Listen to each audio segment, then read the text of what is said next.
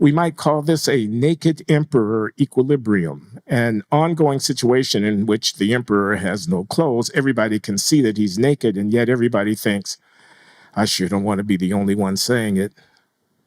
As a result, we collaborate in a charade by keeping our real views to ourselves. Then somebody comes along who defies the consensus and speaks out, like the little kid in Hans Christian Andersen's story, The Emperor's New Clothes, who doesn't realize he's not supposed to say out loud what everyone can plainly see. The thing about that kid who says, the emperor is naked, is not simply that he says it or even that others hear him saying it. Declaring the truth out loud in the public square is a truly subversive act precisely because it creates a situation in which everybody knows that everybody else has heard what has been said. Okay, I've got a text. I'm going to share it with you. I'm going to make an argument. I want to stick closely to the framework that I've developed, so I'm going to share the text. And then we can talk afterwards and have a bit of a colloquy. My title, A Theory of Self-Censorship, Political Correctness, quote unquote, and Related Phenomena. Uncertainty about what motivates senders of public messages leads receivers to read between the lines in order to discern senders' deepest commitments. Anticipating this, senders write between the lines, editing their expressions so as to further their own ends. In this lecture, I will examine how this interactive process of inference and strategy affects the quality and extent of public deliberations on sensitive issues. A principal conclusion is that genuine moral discourse on difficult social issues can become impossible when the risks of upsetting some portion of one's audience are too great. Reliance on euphemism and platitude should be expected in this strategic climate. Groups may embark on a tragic course of action that was believed by many from the outset to be ill-conceived, but that has become virtually impossible to criticize. That's a prologue for the lecture tonight. I want to talk now about spirals of silence. It's a cautionary tale. There are things that don't or can't get said when we talk about race in most venues in America. Those who have followed the 16-year-long conversation on this topic that I've been undertaking with Columbia University Professor John McWhorter at my podcast, The Glenn Show, know what I'm talking about. Whether it's crime or out of wedlock birth rates or academic underperformance, or the unbearable intellectual lightness of much anti-racism agitation. In academia, mainstream publications and media outlets, and increasingly in K-12 classrooms, what I've called the bias narrative holds sway. Negative aspects of Black life are attributed almost entirely to the nation's history of racial oppression, which is said to begin in the early 17th century and to continue unabated to this day. We are said to be a bandit society built on genocidal plundering undertaken by unrepentant racists. That's one story you could tell. And if that story were just one of many circulating through our national discourse, it wouldn't be the worst thing. But this bias narrative has become not just one of many stories, it's now the only story in newspaper opinion pages and scholarly journals and in educational materials disseminated throughout our schools. It's the story which until recently was told by the White House. It's the story that ramifies out from the most elite precincts of our country and shapes ordinary conversation and relations between individuals. Its grip on so many areas of the public imagination has become so tight, particularly at academic institutions, not this one, that anyone challenging it is viewed with suspicion and often enough outright contempt. Should any alternative explanation for Black underperformance be proffered, it's not the explanation that gets challenged, but the individual making it. For to challenge this biased narrative, ipso facto proves that one is, well, a racist or deplorable, or if the challenger is a Black man like me, a self-hating Uncle Tom. To object to the narrative is to invite ad hominem attack. Now, I believe this situation to be intellectually infantile and morally bankrupt, But even worse, I think it is also socially counterproductive and politically ineffective. We need to stay in touch with reality.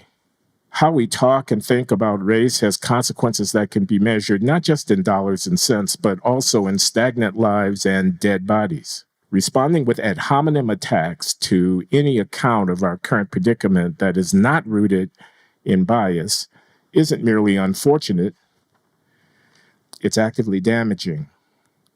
The stakes are enormously high here, and the hour is late. Candor, integrity, and courage have been in short supply in our national conversations about race. And not only there, name-calling and character assassination have largely replaced open debates, while naked emperors, pseudo-academics, and bombastic demagogues command the public square. Enter John and Glenn.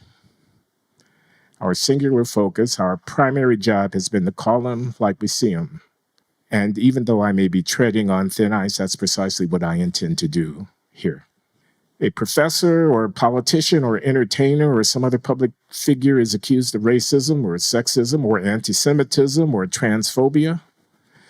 And before the charges can even be investigated, poof, their career goes up in smoke, whether or not they've actually done anything genuinely worthy of censure. Often, they're guilty of little more than choosing their words carelessly, and just as often, they're guilty, at least in my view, of nothing more offensive than telling the truth. This state of affairs is untenable, and I have no problem saying so. Indeed, calling someone a racist today is a bit like calling them a witch. It's to accuse them of having evil beliefs because they've deviated from the party line. Such beliefs are not necessarily evil, however. Attending to inconvenient facts like a racial disparity in out-of-wedlock birth rates or academic achievement or violent criminal offending is not ipso facto an act of racial hatred, and I cannot be the only one who thinks so. Others feel the same way, and more of them are beginning to speak out against specious accusations. But not enough yet. Many who recognize the terrible injustice of such accusations fear repercussions from defending the accused. They don't want the mob to direct its ire at them. They have much to lose and little to gain. As we game theorists have long understood, a boycott's success depends critically on the effectiveness of its secondary sanctions, that is, the punishing of those who do not punish those who deviate. So if the anti-racism witch hunt is to work, everybody must shun the purported racists. In fact, many who do so are just pretending that something truly evil is afoot because they don't want to be shunned themselves. They're going along to get along, suppressing their skepticism. Such widespread suppression is a disaster waiting to happen. It creates conditions ripe for exploitation by canny demagogues who can harness the resentment of the stifled masses and, in the process, unleash something very ugly in this country. That is my greatest fear. That is why it's important for people like me to speak out. I once read a book by the German political scientist Elisabeth Neumann called The Spiral of Silence. Her argument was that there can be some views on some issues in society that get defined in such a way that it's inappropriate to hold those views. As a result, people who do hold those views, but who do not want to be shamed and ostracized, don't express them. And because they don't hear it said by others, anyone holding the view thinks that they may be one of only a very few who do so. And not wanting to be out there alone saying something controversial, they keep their thoughts to themselves. A spiral of silence ensues. We might call this a naked emperor equilibrium, an ongoing situation in which the emperor has no clothes. Everybody can see that he's naked, and yet everybody thinks, I sure don't want to be the only one saying it. As a result, we collaborate in a charade by keeping our real views to ourselves. Then somebody comes along who defies the consensus and speaks out, like the little kid in Hans Christian Andersen's story, The Emperor's New Clothes, who doesn't realize he's not supposed to say out loud what everyone can plainly see. The thing about that kid who says, the emperor is naked, it's not simply that he says it or even that others hear him saying it. Declaring the truth out loud in the public square is a truly subversive act precisely because it creates a situation in which everybody knows that everybody else has heard what has been said. What began as widespread but forbidden private knowledge of an unspeakable fact is suddenly transformed into a shared public consensus, making it safe for anyone else to assert that fact. This spiral of silence, this spiral of silence may be an unstable equilibrium, susceptible to being undermined by a cumulative snowballing process of revelation. The real-life agent of change, like the kid in that story, could turn out to be a Trump-like figure, only more effective, smarter and shrewder, somebody who can see that a Black Lives Matter activist standing up with a bald fist shouting, "Burn this city down," upsets a lot of people. Someone who believes that to abandon meritocratic standards in the interest of achieving racial diversity is to step onto a slippery slope that slides all the way down to mediocrity. A clever and ambitious politician, a shrewd manager of public images, could create a circumstance where more and more people feel safe expressing such views. And the more who express them, the safer those who have yet to speak out will feel in expressing them too. If a widespread view has been kept under wraps by the social boycott threats of the anti-racist, then an explosion can occur. You could find yourself in a very different country tomorrow than you see today, as the spiral of silence unravels, as a daring naysayer takes on the slings and arrows of being called a witch, while tapping into widely held, if heretofore unexpressed, sentiments. My fear is that regarding the most controversial racial issues of our day, violent crime, racial preferences, slavery reparations, compulsory diversity training, this is the situation we now confront. It's a situation that could be unraveling even as I speak, before our very eyes, and ultimately in a very ugly way. I want now to revisit that 1994 essay of mine that was mentioned in the introduction. Self-Censorship and Public Discourse, A Theory of Political Correctness, published in the sociology journal Rationality and Society, and to be reprinted in my forthcoming book, Self-Censorship. In that essay, I wrote as follows: political correctness is an important theme in the raging culture war, starting over issues such as abortion, affirmative action, multicultural studies, environmentalism, feminism, and gay rights. The political correctness debate has spread into newsrooms, movie studios, and even the halls of Congress. Critics, mainly on the right, claim that only the correct views on these and other sensitive issues can be expressed on campus, in print, on film, or in electoral politics without eliciting extreme, stifling reactions from activists who seek to make their opinions into an enforced orthodoxy. They cite a litany of woes about how in venues where the left is most powerful, those who express even mildly divergent views are treated poorly. In response, liberals describe these charges as overblown and insist that their efforts to hold people accountable for what they say and write are justified in the name of legitimate moral concerns. Now, despite all that has transpired in the intervening decades, from the advent of social media to the rise of Donald Trump, I believe that description of disagreement about our politics, discourses on sensitive cultural and political issues between the left and the right remains apt. Indeed, we can usefully distinguish two levels at which this disagreement occurs. At the primary level, partisan arguments on certain questions divide public opinion. How bad is the date rape problem and what should be done about it? What texts are canonical in our non-Western cultures adequately represented among them? What causes the violence that erupts among young men of color in cities, and how can it be reduced? And so on. Disagreements on these substantive matters stem from the different values, factual judgments, and theoretical frameworks that people employ to analyze the world around them. Such disagreements are inevitable, and I'd say on the whole healthy.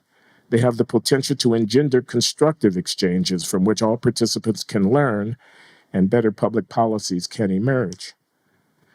However, at a secondary level, a contentious discussion is taking place over the very nature of these primary level discussions. That's where self-censorship comes in. Are speakers treated respectfully regardless of the popularity of their views?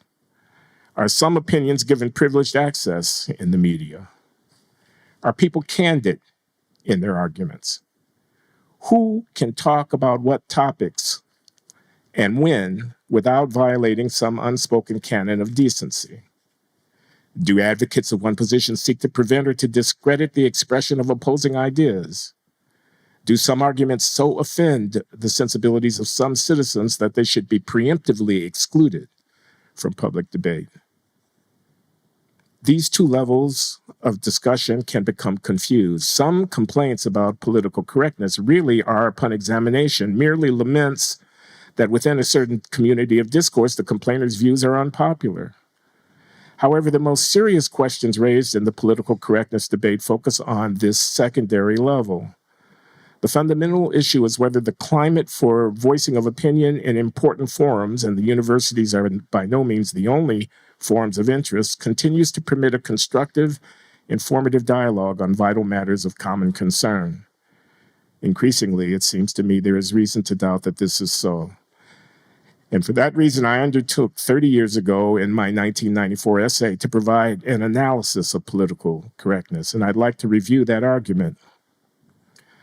Unlike many who had written and still are writing on this topic, I did not waste time telling horror stories about the excesses of political zealots or lamenting their influence on the campuses and elsewhere, nor will I do so here. Instead, I endeavored to lay bare the underlying logic at work, to expose the social forces that create and sustain movements of this sort. Two preliminary observations set the stage for my analysis. They continue to be relevant today. First, although political correctness is often spoken of as a threat to free speech, and this is indeed the case when it results in legal restrictions on open expression, as those imposed by formal speech codes, the more subtle threat is the voluntary limitations on expression a climate of social conformity encourages. That is, it's not the iron fist of repression, but the velvet glove of seduction that is the real problem. Accordingly, I treated the political correctness phenomenon as an implicit social convention of restraint on public expression that operates within a given community.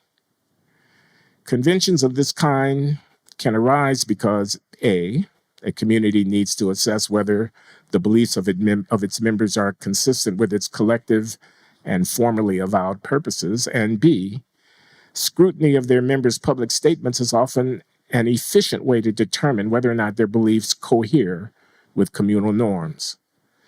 This need to police group members' beliefs so as to ferret out deviance, along with the fact that the expression of heretical opinion may be the best available evidence of deviance, creates the possibility for what I call self-censorship. That is, members whose beliefs are sound, but who nevertheless depart from the communal wisdom in some respect, are compelled through fear of ostracism to dissemble, avoiding the candid expression of their opinions.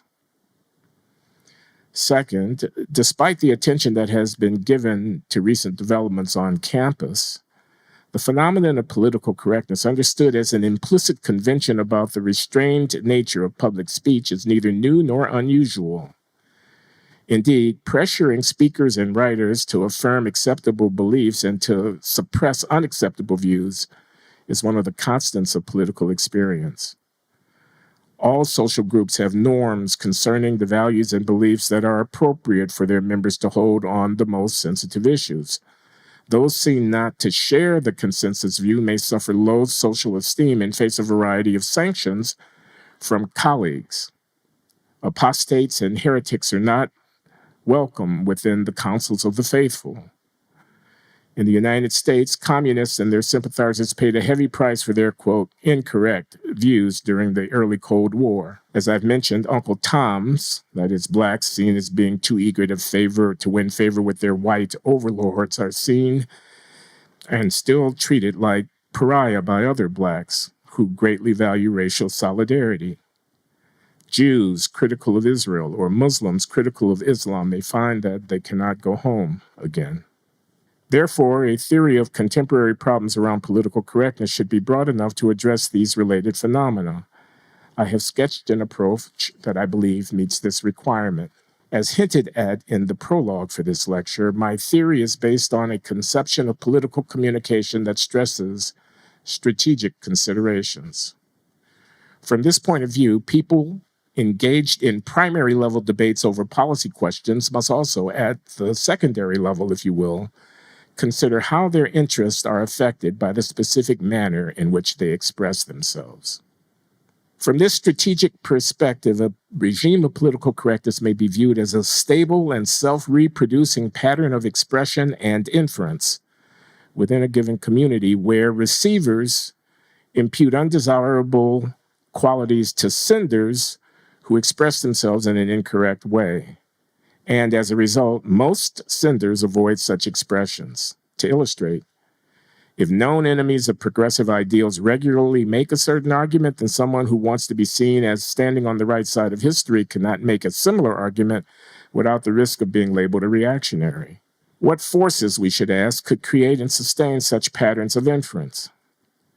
Note that what might be called, in short, an ad hominem impulse, that is, an impulse to infer ad hominem, or to conclude against the person rather than against the argument, determines the audience's response. The audience's question is, what type of person would say such a thing? Not, does that argument have merit? Ad hominem reasoning lies at the core of the political correctness phenomenon.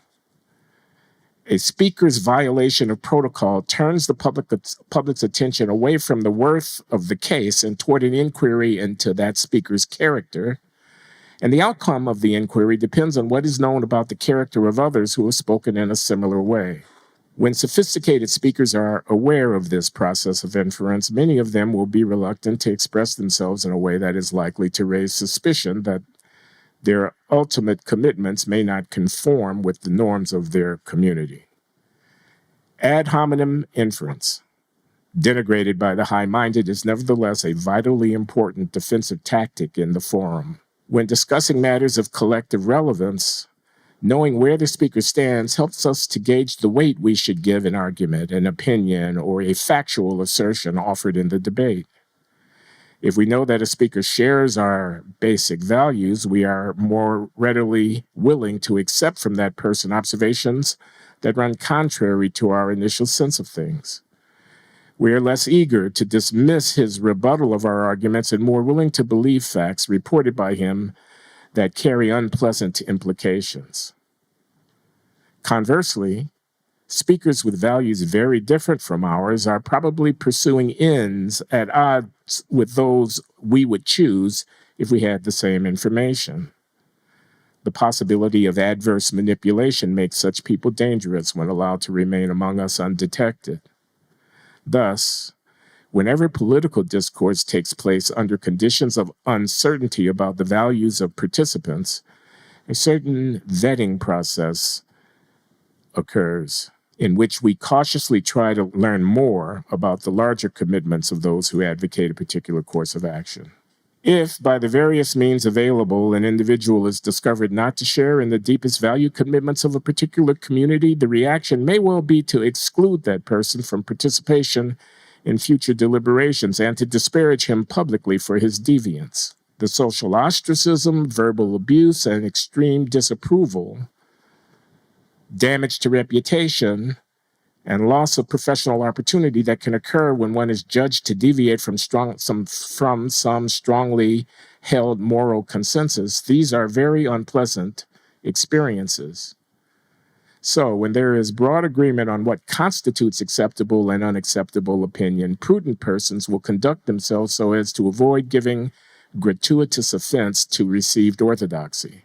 Those who speak in flagrant violation of the conventional wisdom must know the risk they are taking and must therefore be acting in full recognition of the possible consequences.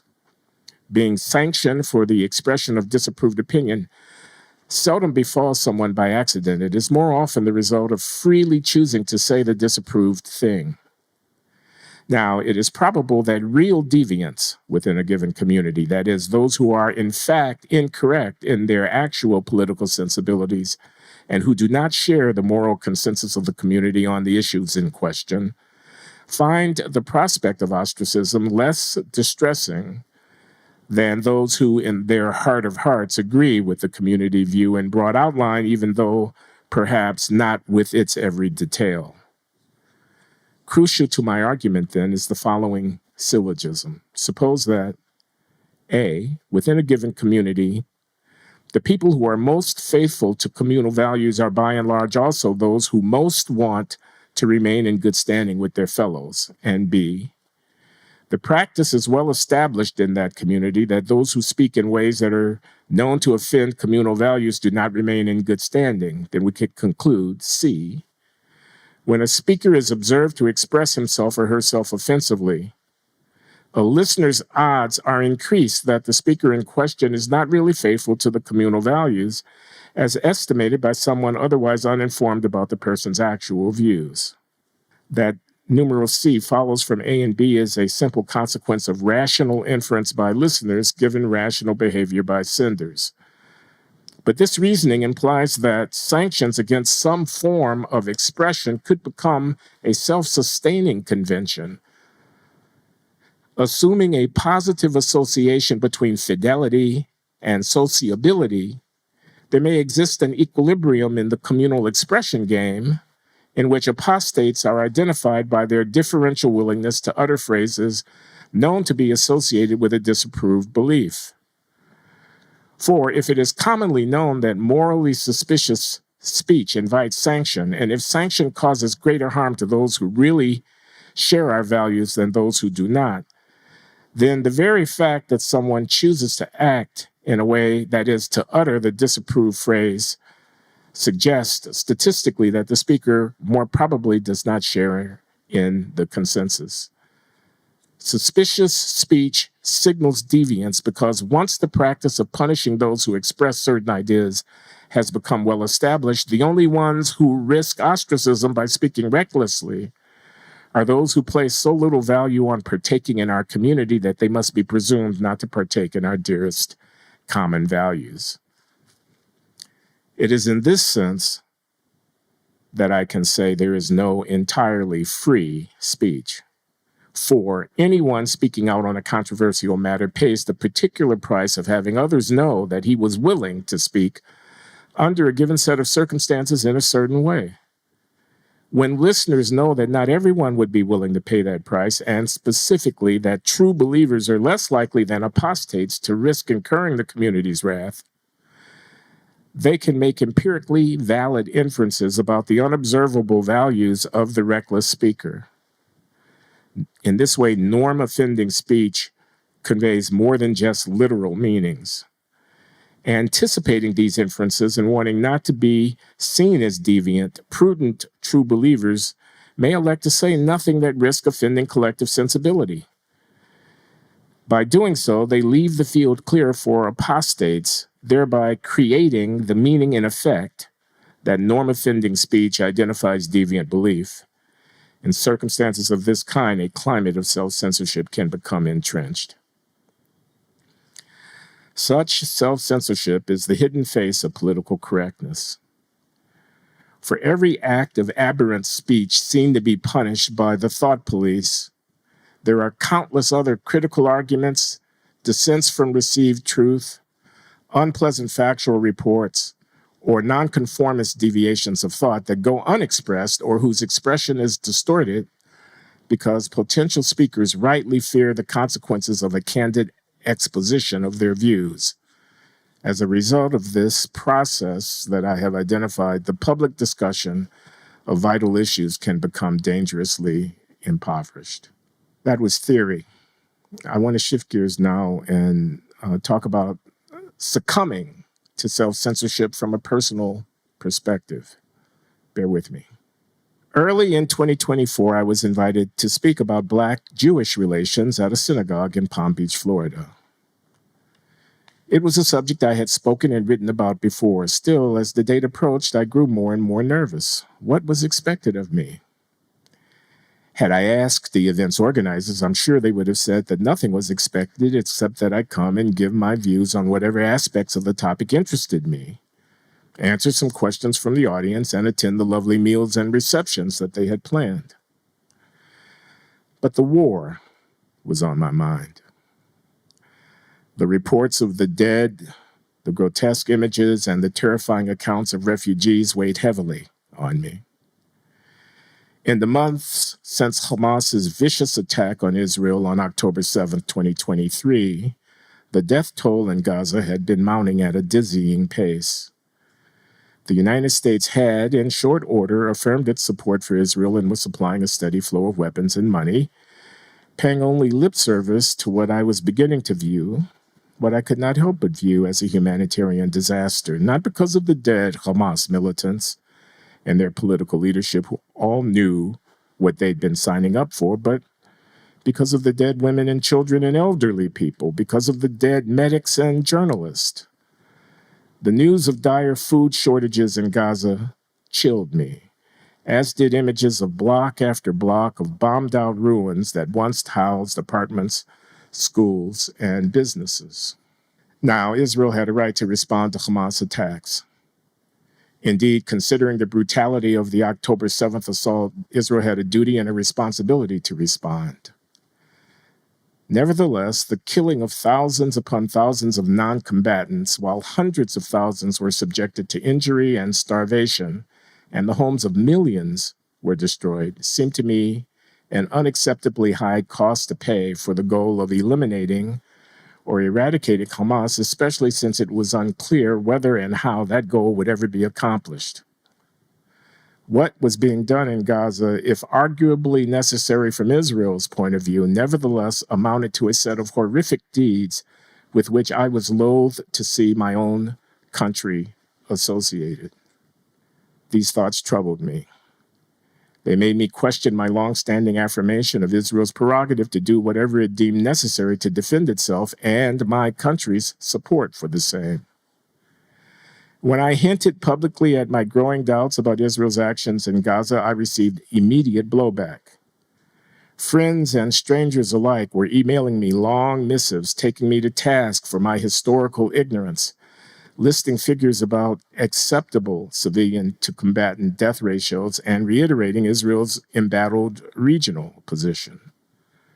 The common refrain that emerged from ardent pro-Israel politicians, media figures, spokesmen, and others was this: to suggest that Israel was killing too many civilians in Gaza amounted to a betrayal of the Jewish people. Now, I chafed at this idea. I knew that I am not an anti-Semite. But it soon became clear that giving voice to my misgivings about my country's involvement with Israel's conduct of this war risked having me labeled as one. And so the date of the speech loomed. Now, I would never conflate the Jewish people and the state of Israel, but from what I knew of that synagogue and the organizers, I would be speaking to people who more likely than not would object to any criticism of Israel's conduct in the war. I felt that to march into that synagogue, a synagogue that had gone out of its way to welcome me, and then, without warning, to say things I knew would be grievously offensive to the sensibilities of those assembled, would have been extraordinarily rude. And yet, this was an urgent matter for Gazans and Israelis, yes, but also in a different way for us Americans. The U.S. logistical and diplomatic support of the war was a point of heated conflict on college campuses, such as Brown, where I teach. The pro-Palestinian side did have its excesses, and some true anti-Semites were taking advantage of it, but that did not negate, for me, the moral and prudential core of arguments for a ceasefire, coupled, of course, with the release of Israeli hostages. I chose not to raise the subject of the war at all. at that synagogue. But I didn't avoid the topic out of mere politeness.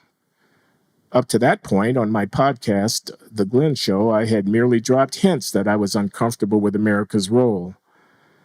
But I was afraid of what taking an explicit, full-throated position critical of Israel's military response would do to my reputation. I was wary that the issue was so charged that I could lose friends over it. And I knew that some readers and viewers of my comments would infer the worst, that I was taking sides against the Jewish state and hence against the Jewish people.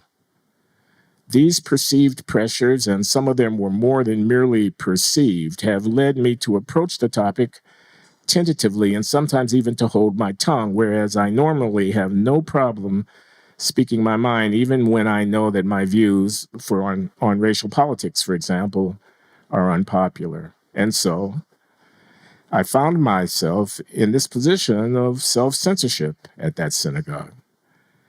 I opted to avoid the topic entirely rather than risk coming out as a true critic of the war. Paradoxically, I was very much aware of the social and psychological processes at work within me as I elected not to speak about what I believed to be the most pressing of subjects. It is indeed a tribute to the power of self-censorship that it can take hold even when one knows how it works and why it ought to be resisted. In my old 1994 essay, I explained how a process of directing one's inferences against the person, what I called an ad hominem inference, blocks the open exchange of views on divisive issues. I've spoken about that here tonight. It is a process whereby listeners judge speakers not only on the basis of what is said, but also on the basis of what reasonably may be concluded about their unstated values and ulterior motives. Knowing this, speakers choose their words carefully. Silence is often the best option. If this was true of the political correctness debate when I first published that essay more than 3 decades ago, it is true in spades of the debate about Israel and Palestine today. Whatever I may say about Gaza, whether I say that I believe the Israel Defense Force's actions to be heinous crimes, fully justifiable defensive measures, or something in between, this will spur my audience to infer information not explicitly stated about my ostensibly concealed personal beliefs and about my character. The key question for many will become just what kind of person says something like that.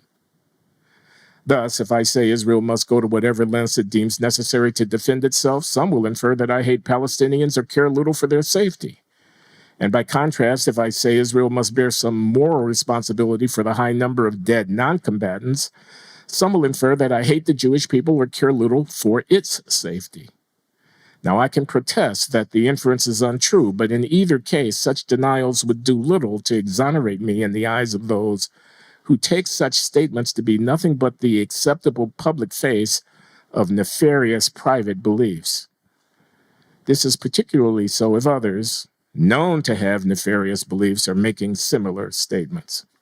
This private belief signaling game could go on forever. The list of adverse inferences about someone who publicly addresses a controversial subject in an unpopular manner, that list is as long as the list of possible audiences. Again, there's no such thing as context-free expression. Standing before a congregation at a synagogue is one context. Dining at the home of a close friend whom I know to hold staunchly pro-Zionist views is another. Writing the afterword to a book addressed to a general audience on self-censorship is yet another context. Moreover, given the realities of digital communication, we must allow that something said in one context will be available in all the others. Tailoring one's message so that it will be understood by every possible audience in the way the speaker intends would be so complex as to be practically impossible, and as a result, mistaken ad hominem inferences are virtually guaranteed. Now, I reiterate this little bit of the theory I developed, not to distract from the issue at hand, but to explain what I think the issue really is.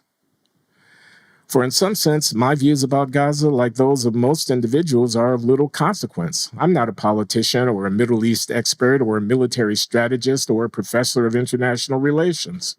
I'm commenting as a reasonably well-informed social critic rather than as a specialist.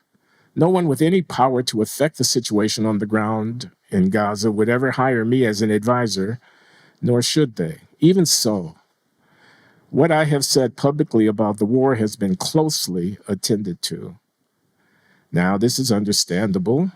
The stakes are enormously high for those directly enmeshed in the conflict. They seek allies wherever they can find them.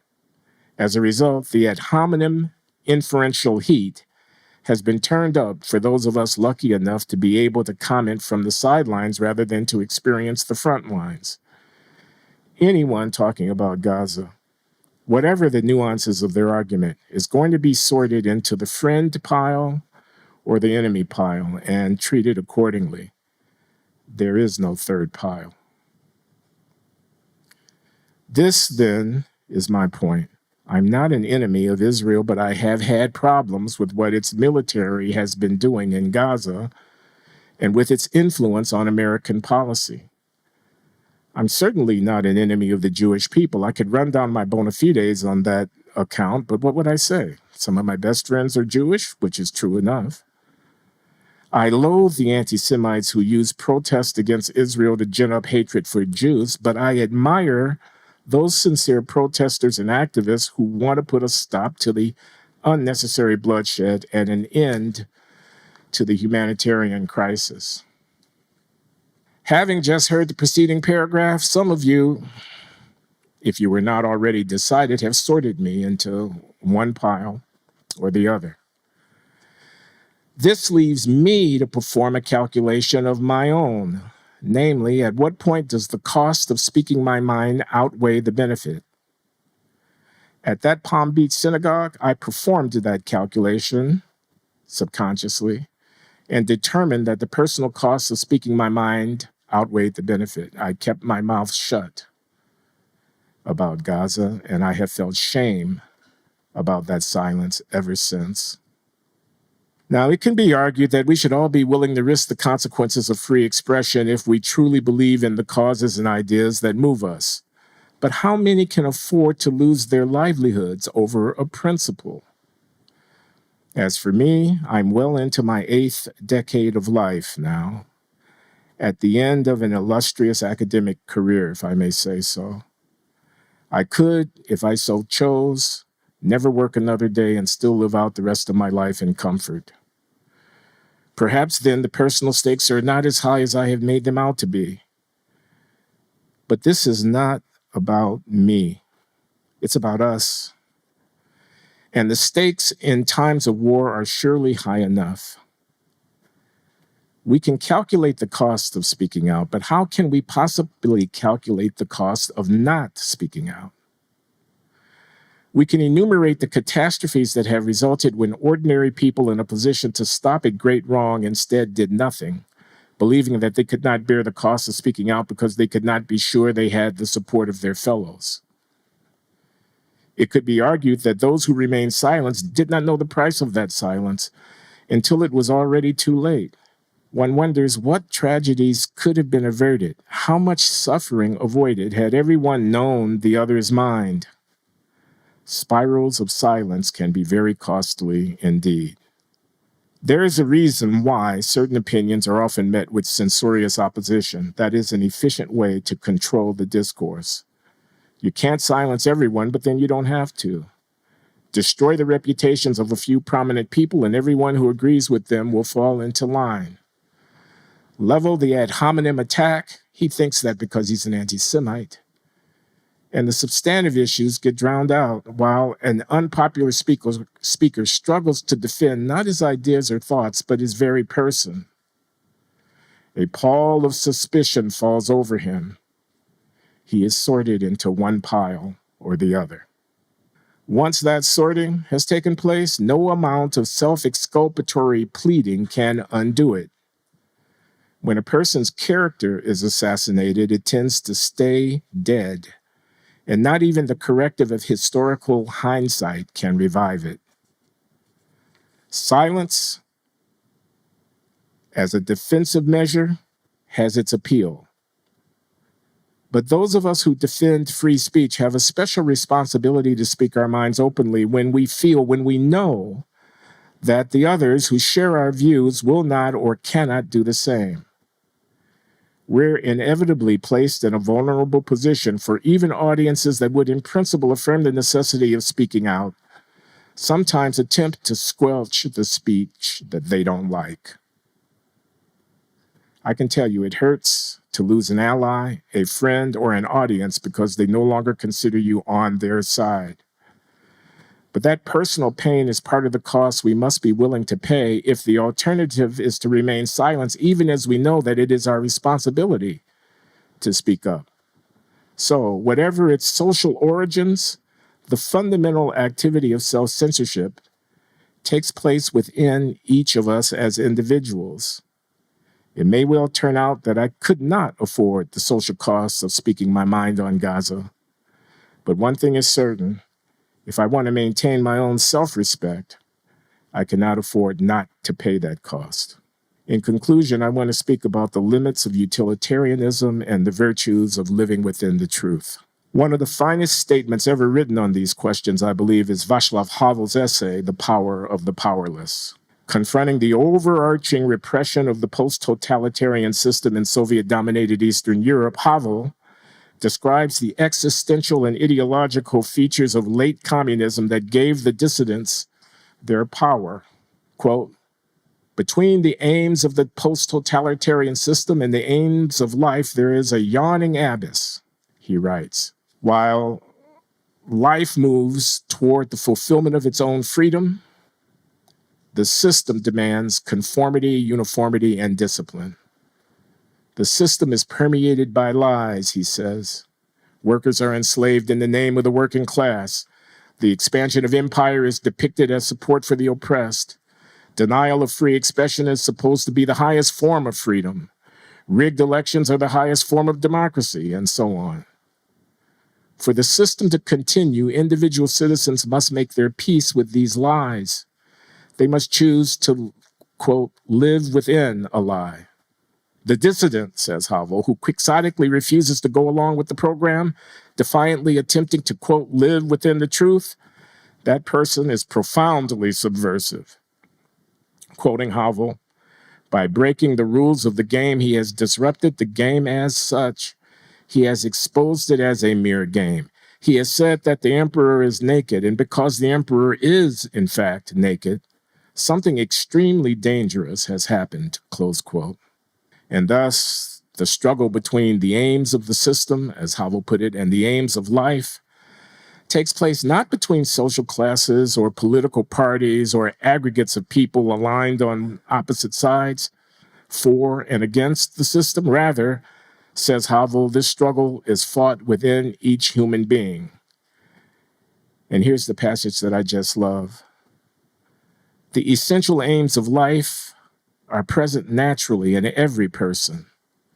In everyone, there is some longing for humanity's rightful dignity, for moral integrity, for free expression of being, and a sense of transcendence over the world of existences.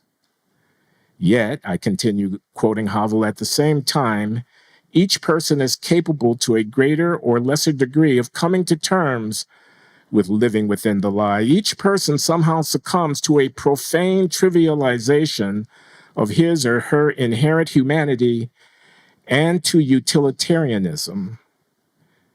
In everyone, says Havel, there is some willingness to merge with the anonymous crowd and to flow comfortably along with it down the river of pseudo-life. This, he concludes, is much more than a simple conflict between two identities. It is something far worse. It is a challenge to the very notion of identity itself. Truth, Havel concludes, has its own special power in the post-totalitarian system. Quoting him again, under the orderly surface of the life of lies, there slumbers the hidden sphere of life in its real aims, of its hidden openness to truth, close quote. Now, I certainly do not intend to compare the constrained, expressive environment of contemporary American politics with the systematic extirpation of dissent characteristic of the totalitarian state. But I nevertheless find the moral dimensions of Havel's argument relevant to the dilemmas faced by individuals in our own society. Conventions of self-censorship are sustained by the utilitarian acquiescence of each community member in an order that at some level denies the whole truth. By calculating that the losses derived from deviation outweigh the gains, individuals are led to conform. And yet, by doing so, we yield something of our individuality and our dignity. We surrender something of our humanity to the system.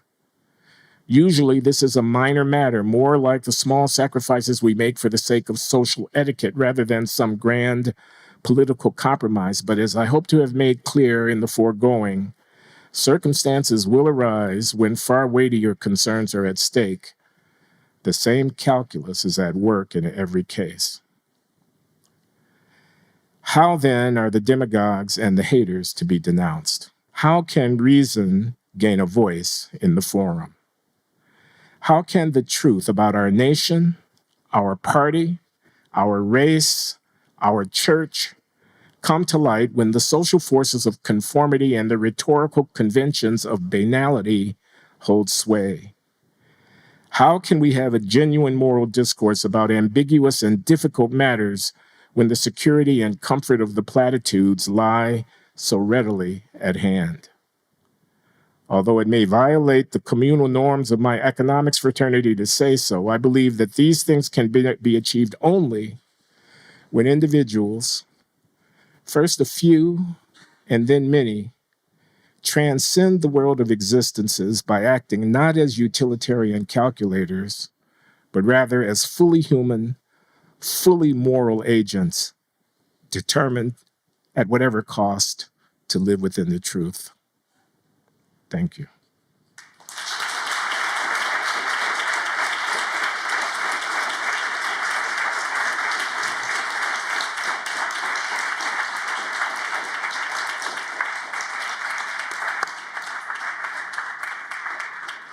Okay, so my question is, I've noticed, maybe because I've thought about these kinds of things before as well, sometimes I have like a heuristic for deciding whether or not I like someone based on whether or not they say something that is not in their own self-interest. So the kind of things you're talking about.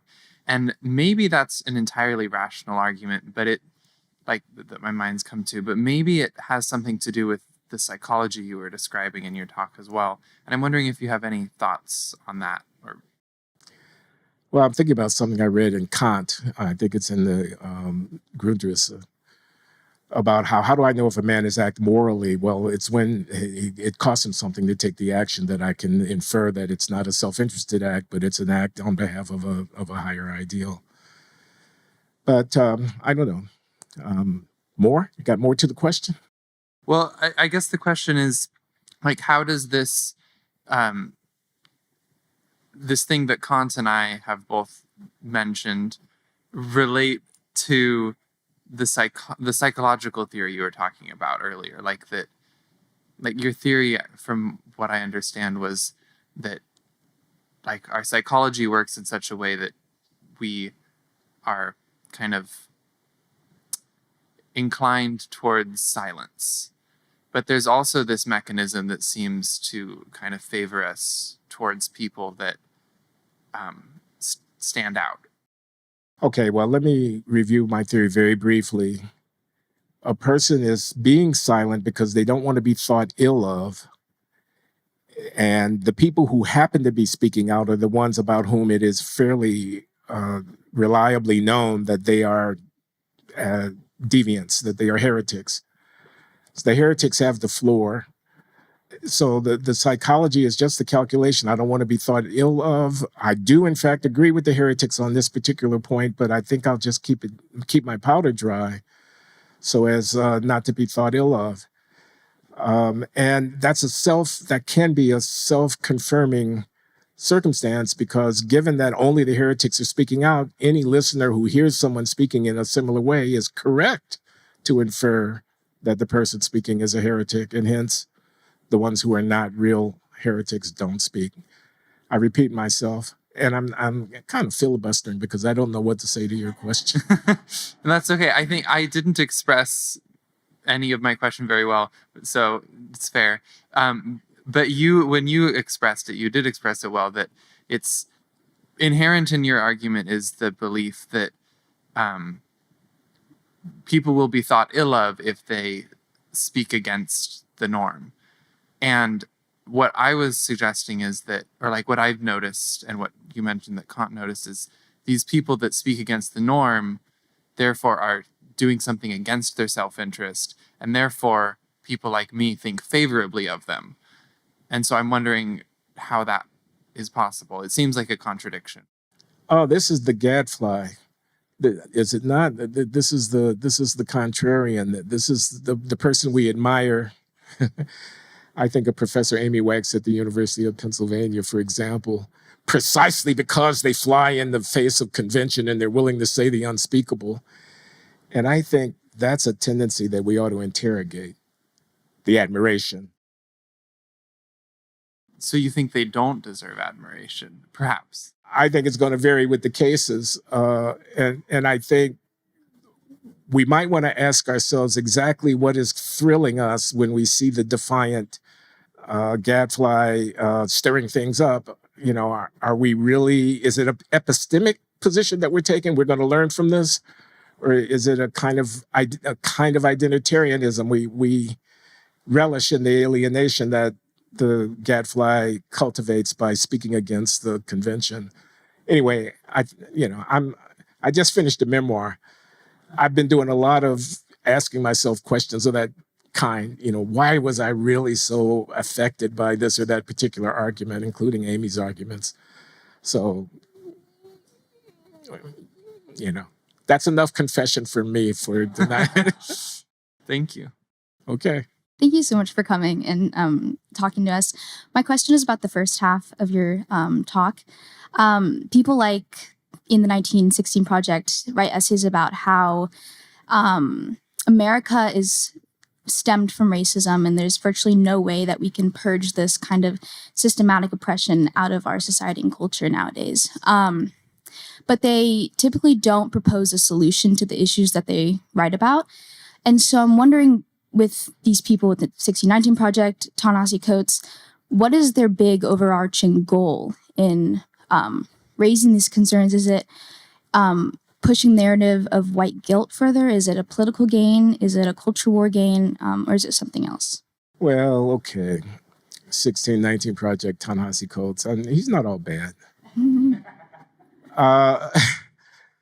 And you're asking the wrong guy in a way if you're asking me what's their larger vision. I mean, I have a critique of what I take to be the vision. I think the idea is about control of the historical narrative, telling the story of the country in a way that supports a more progressive and social welfare generous response to the plight of the poor and of the Black poor, of the incarcerated, of the people without health insurance, of the poorly educated, of the ill-housed. They want to move the needle in a given direction on policy. And they think that control of the narrative is the way of doing it. And, you know, I have well-rehearsed speeches against this project. One of them is that it has to do with the fact that the historical narrative is complicated. I mean, history of the United States is complicated, subtly nuanced, and it's not one thing. It's not black and white. So you have slavery, you have emancipation. I think emancipation of the slaves here in the United States and the ultimate incorporation of their descendants fully into the body politic is an amazing historical experience, warts and all. You know, so the tendentious seizing of the historical narrative on behalf of partisan political claim is something that I'm objecting to. also think it's politically problematic. I mean, African Americans are 11, 12% of the population in a country that's dynamic, that's demographically under a lot of trends of change. And you need 50% plus one to get your way politically in a democracy. And you need a framing of the story that is something that's inviting to everybody. That's why Coates became famous writing an essay about reparations in the Atlantic Monthly. And I think that that's an ill-conceived program, even though the essay is impressive. So I'm not sure I'm answering you or not. You're asking me to speculate about the motives and the long-term objectives of people with whom I strenuously disagree. Let me just mention one other point of disagreement. I'm not all that happy about putting my fate in the hands of, if you will, white people as a Black person to do the right thing, quote unquote. If they were such racists, why should I suppose that they're going to be magnanimous in their response to my petition? I'm more for God bless the child that's got his own, and for getting busy and whatnot. Now, people are struggling against obstacles, but they're not only Black people who struggle against obstacles. And a politics of let's help people who are putting their nose to the grindstone and need help getting ahead is kind of politics that I could get behind, and it's a politics that would do a lot to solve the racial inequality problems as well. Thank you. Okay. Thank you very much for your time and for coming to our not so humble university. And much like Mr. Crocker, I would also love to see you here again more often.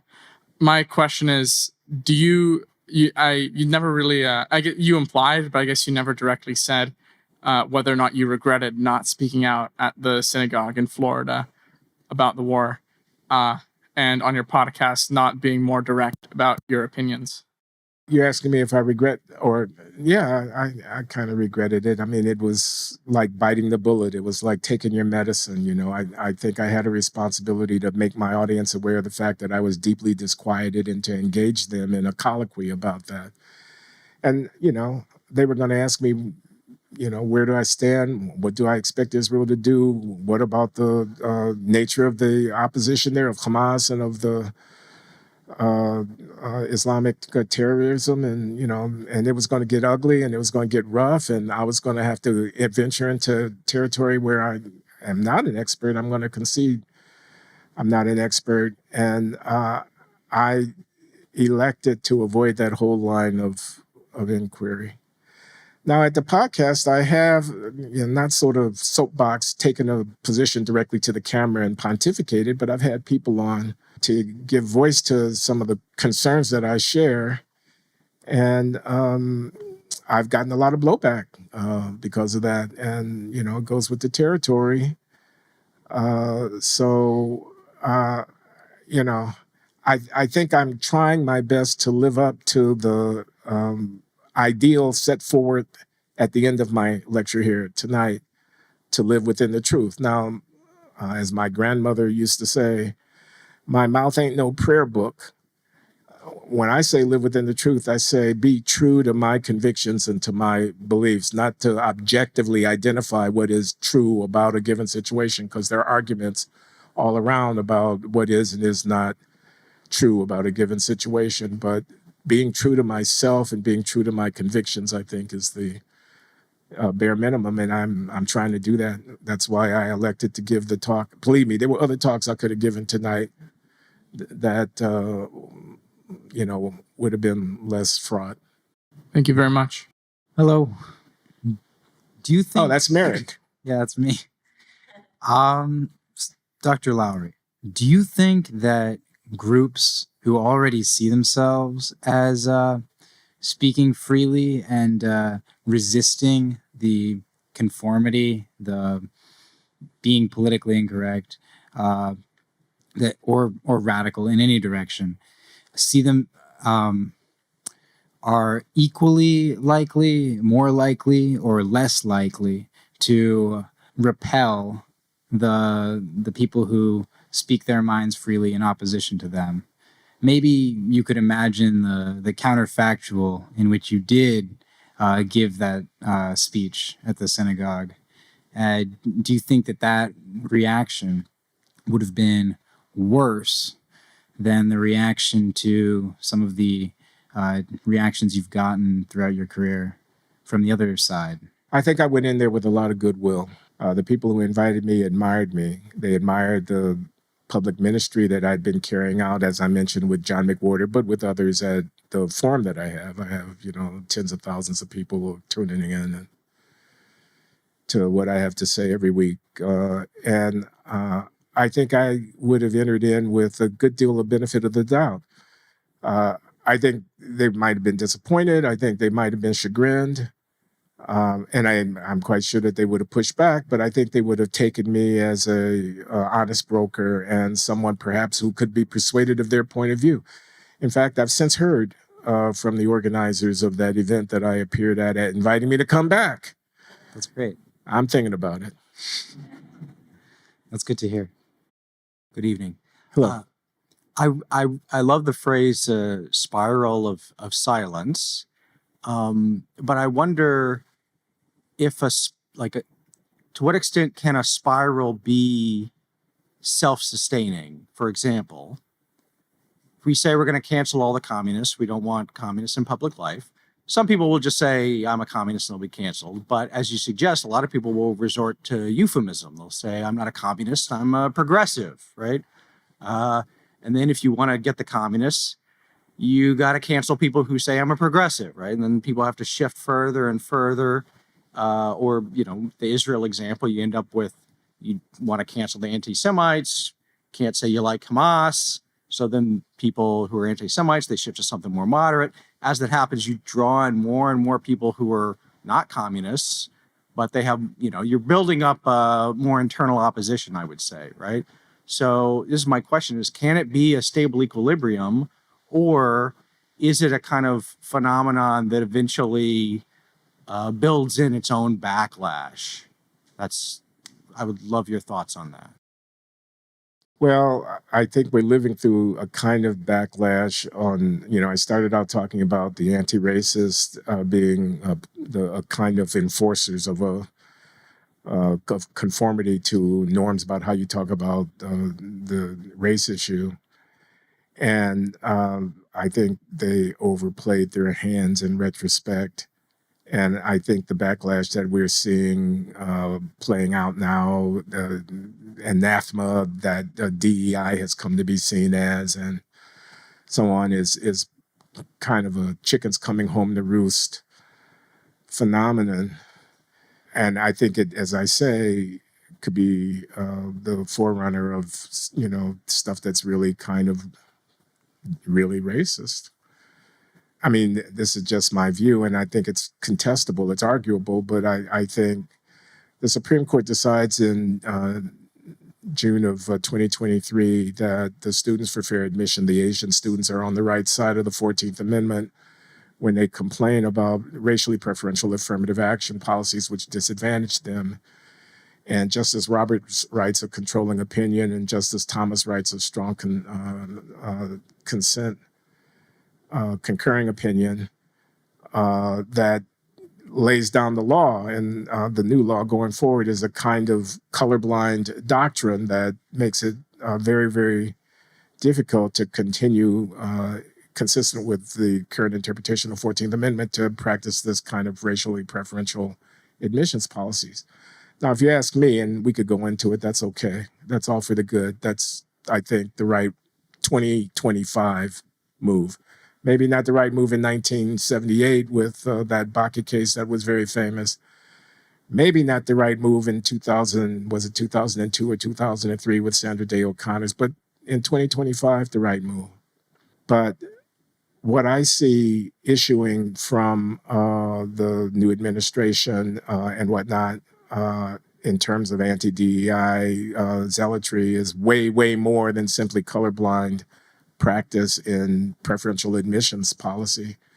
It bespeaks or hints at a kind of antipathy to Black identity being given any recognition whatsoever. And I must say, I chafe at that. I must say, I worry about that. And that's the backlash that I warn the guys who were running around talking about the Ta-Nehisi Coates of the world and the Nicole Hannah-Joneses of the world, that's the 1619 Project, who were running around thinking that they had the upper hand because the mainstream media was backing their play, but that disgruntled Trump voter, that working class ethnic white, et cetera, wasn't buying it, and and we're seeing the consequences of that politically. And I don't know that it's going to be easily contained. So, yeah. I mean, I might add, since I think I'm probably in trouble here already. The thing that I was concerned about, calling everybody an anti-Semite, can be a difficult, dangerous road also. Not everybody's an anti-Semite who disagrees with, what's going on in Gaza. And you can both play that card too. And, it's not for me to say, but I'm sure that there are many prudent Jewish observers of what's going on who share that concern.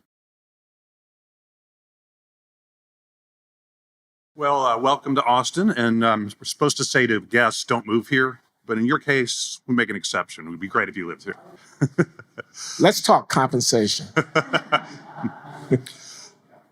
So I love your method of just going deep into these questions, like what's really going on, with the denial of people wanting to talk about certain subjects in the spiral of silence. And I've thought at times, maybe you agree or disagree, that what's going on when you have the advocates of structural explanations for poverty versus the advocates for, say, personal responsibility, at its deepest, it's metaphysical. It's whether you think people have free will or not. Is that accurate, do you think?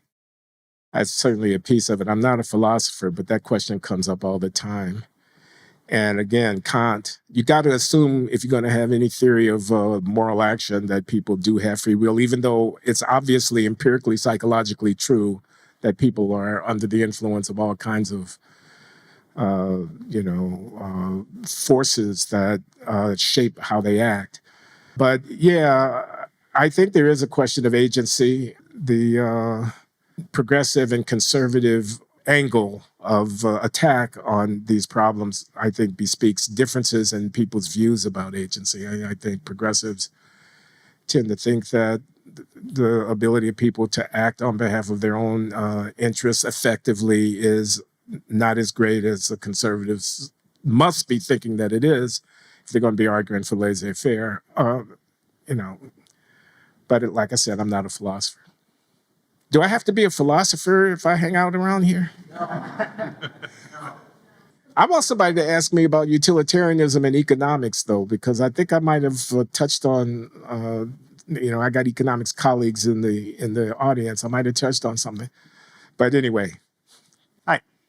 So I had a couple things. It was, to what extent does your truth culture have to be in terms of scale? Is it like a country level? Is it your university? Is it my D&D tabletop group? Like how truthy do I have to be? Oh, or is it just individual?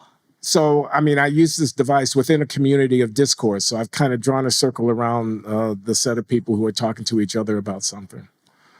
And I think it does matter. Because the more idiosyncratic information I have, that is information specific to the person who's speaking, the less room there is for this inferential process that I've mentioned, namely, they said this, therefore they must be that kind of person. Because I know, I'm intimately connected to my immediate family members. I'm not going to call them a fascist if they say something that's, a little bit right of center, and I'm not going to call them a racist if they say something that's a little bit off the beaten path on the racial questions. I'm going to give them the benefit of the doubt. But, families don't decide about going to war. Countries decide about going to war. And this idea that if I don't know the minds of my fellow citizens, I kind of don't really know my own mind, and that I get bad collective decisions when people are unwilling to take the risk of expressing themselves, I think is a more powerful idea at the more aggregative level of community. But that's just off the top of my head.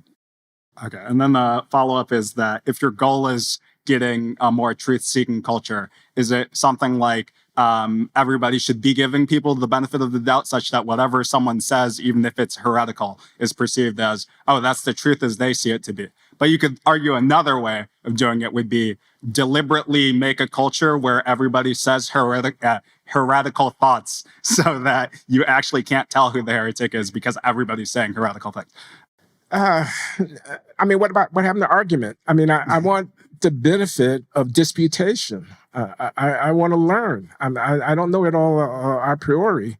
So I want people with different thoughts engaging with each other. And I want them to, if you will, suspend disbelief a little bit. I mean, like a bracket on drawing too quick conclusions about the person in virtue of the fact that I haven't yet heard them out. Now, you know, if at the end of the day I think they're an idiot, an imbecile, or venal and bad, that's got to be a part of what's a permitted reaction to my exchange with them. But maybe a period in which I listen fully before I come to that conclusion is the best idea. Thank you.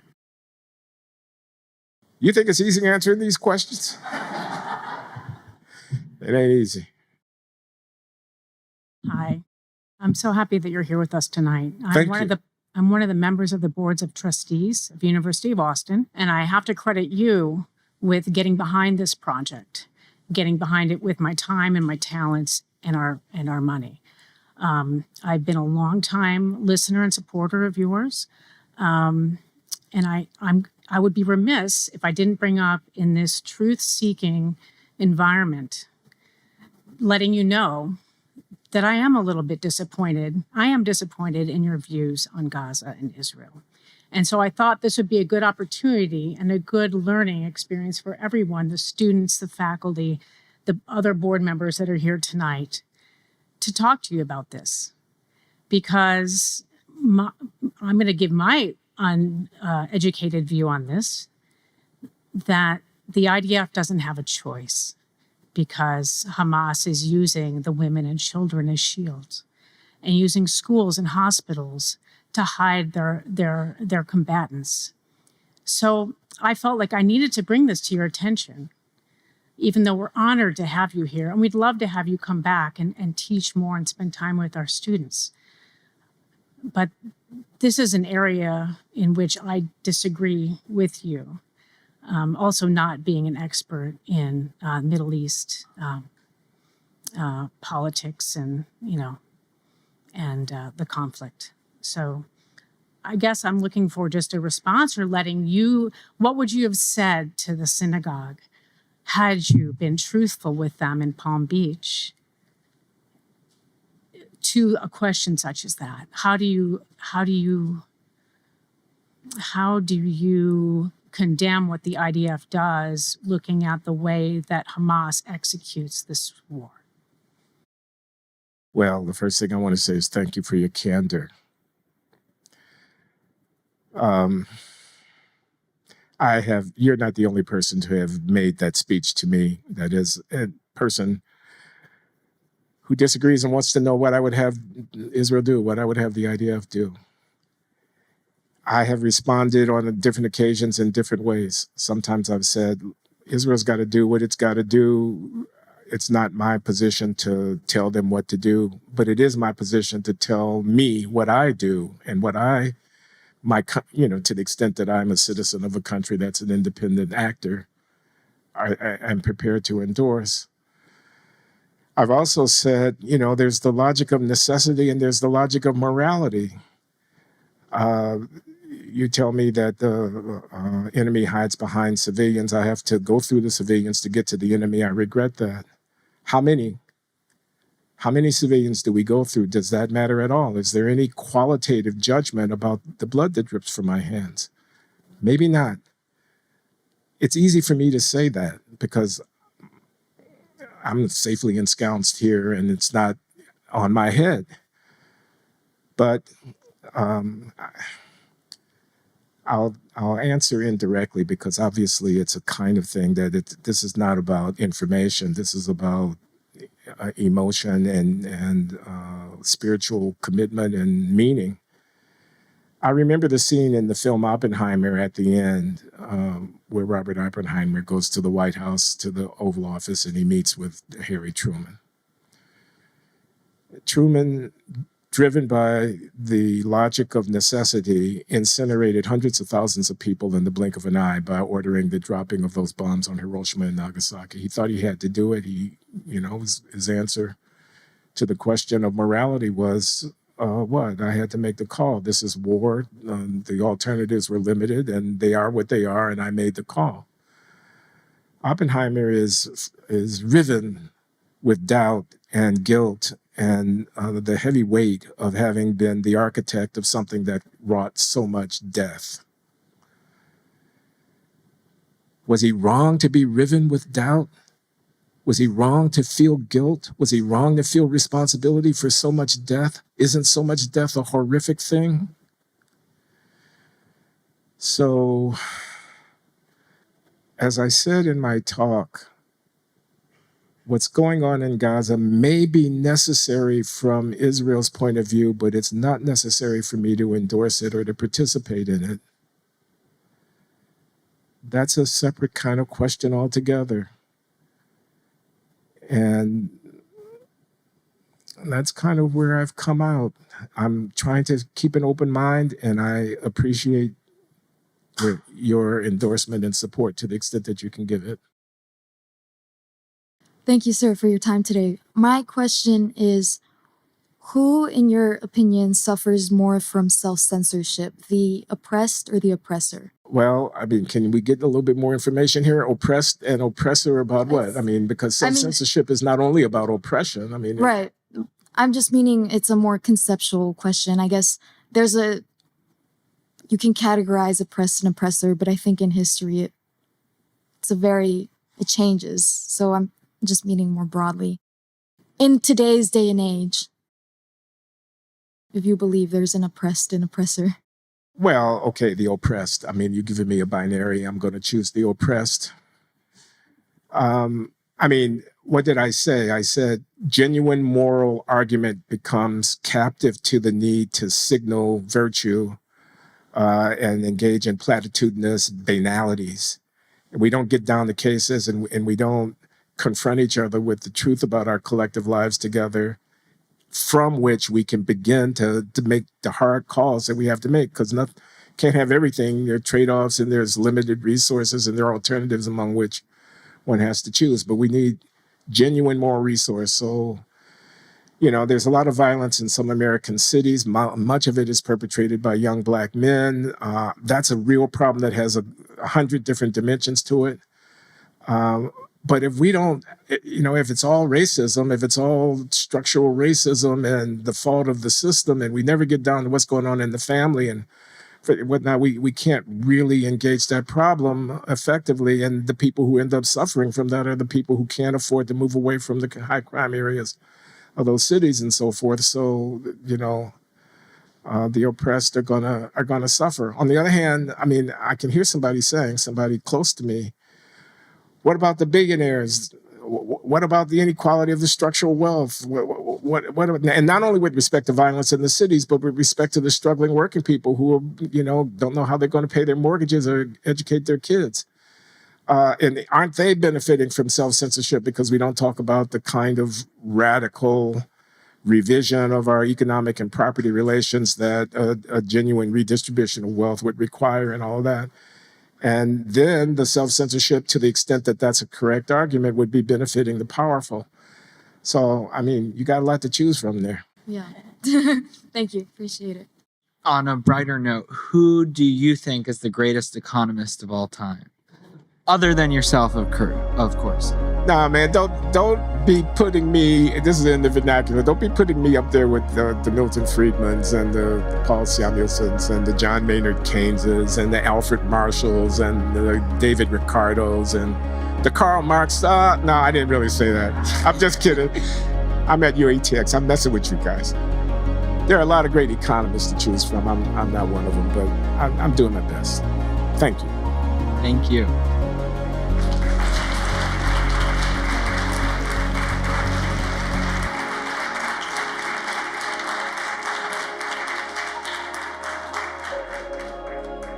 No more questions, please.